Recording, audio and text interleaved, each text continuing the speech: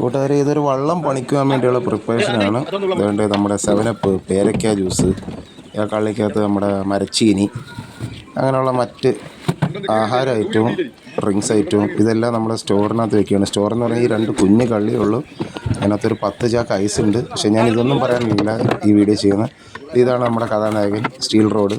കാരണം എല്ലാ ബോട്ടിലും നമുക്ക് ചെയിൻ വെച്ചിട്ട് സ്റ്റോർ ബോക്സിൻ്റെ മുകളിൽ ലോക്ക് ചെയ്യാം. കാരണം ബോട്ടിൻ്റെ വീൽ ഹൗസ് ഉണ്ട്, കിച്ചൺ ഡോറുണ്ട്, എല്ലാം ഉണ്ട്. പക്ഷേ വള്ളത്തിന് അങ്ങനെയല്ല. വള്ളത്തിന് ഓരോ കള്ളിക്കും ഓരോ ലോക്കാണ്. അത് ഈ സ്റ്റീൽ റോഡ് അടിച്ച് പരത്തി അതിൻ്റെ എഡ്ജിൽ ഡ്രില്ല് ചെയ്ത് ഹോൾ ഇട്ടിട്ടാണ് നമ്മൾ ഈ ഒരു ലോക്ക് ഉണ്ടാക്കുന്നത്. ഇതാണ് ഞാൻ പറഞ്ഞ ആൾ.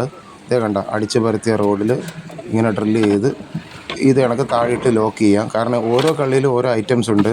ബാറ്ററി ഉണ്ട്, സ്റ്റൗ ഉണ്ട്, പിന്നെ നമ്മുടെ ചെറിയ ചോട്ടു സിലിണ്ടറുണ്ട്, പിന്നെ അതേപോലെ തന്നെ പാത്രങ്ങൾ, പിന്നെ ഇതിൻ്റെ GPS. ഇവരിതിന് കമ്പ്യൂട്ടർ എന്നൊക്കെയാണ് പറയുന്നത്, അവരുടെ നാട്ടുവാക്ക്. ഇത് നമ്മുടെ ചാളയാണ്, പൊടിമത്തിയാണിത്. ഇതാണ് ഇരയായിട്ട് നമ്മൾ കൊരുത്ത് വാളമട്ടിന് ഇടുന്നത്. അത് മൊത്തത്തിൽ ഒരു 3 ബോക്സ് ഉണ്ട്. ഇത് അവരുടെ വെറ്റ മുറുക്കാനും അതിൻ്റെ പെട്ടിയാണ്. കാരണം ഇവരാരും പുകവലിക്കാരല്ല, ഇവരെല്ലാവരും മുറുക്കാൻകാരാണ്.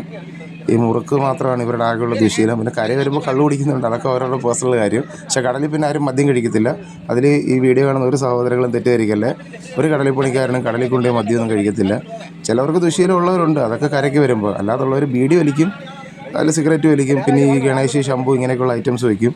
ഇങ്ങനെയൊക്കെയുള്ള ദുശീലമേ ഉള്ളൂ. ഇത് നമ്മുടെ നീണ്ടര ഹാർബറിൻ്റെ കിഴക്ക് ഭാഗമാണ്. ഇവിടെയാണ് വള്ളക്കച്ചവടങ്ങൾ. അപ്പോൾ വീഡിയോ ഇഷ്ടപ്പെട്ട സപ്പോർട്ട് ചെയ്യണേ. അപ്പോൾ അടുത്ത വീഡിയോ കാണാം. ബൈ.